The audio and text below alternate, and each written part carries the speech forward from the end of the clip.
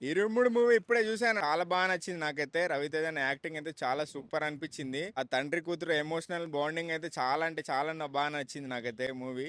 And 'irumudi' song కూడా చాలా highlight అనిపించింది.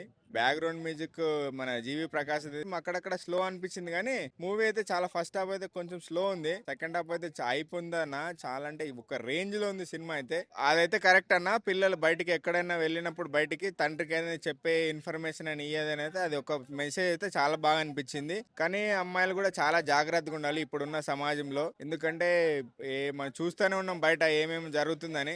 చాలా జాగ్రత్తగా ఉండాలి. తల్లిదండ్రికి ఏమో బయట జరిగిన విషయాలన్నీ వచ్చి అమ్మ నాన్నకి చెప్పాలి అనేది ఒక మెసేజ్ అయితే బాగా అనిపించింది నాకు. చాలా జాగ్రత్తగా ఉంటే మంచిది అమ్మాయిలు అయితే. మల్లెపూల సాంగ్ వచ్చినప్పుడు పూలతోనే నిండిపోయింది మొత్తం. మొత్తం పేపర్స్, పూలు, స్టెప్స్, ఆ అయ్యప్ప స్వామి అని పాటలు పాడుతున్నారు దాంతో పాటు థియేటర్ లోనే.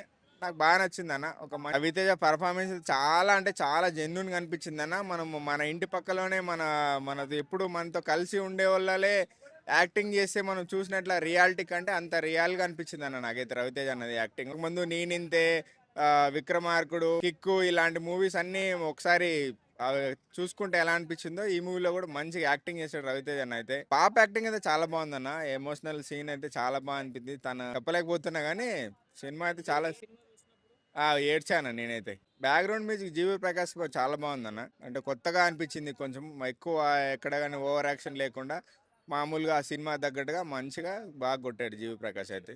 మా సాయి కుమార్కి యాక్టింగ్ కూడా చాలా బాగా అనిపించింది. ఆ హీరోయిన్ పర్ఫార్మెన్స్ కూడా చాలా బాగుంది. సాంగ్స్ కూడా చాలా సూపర్ ఉంది. ఒక మంచి బ్లాక్ బస్టర్ రవి అన్నకి.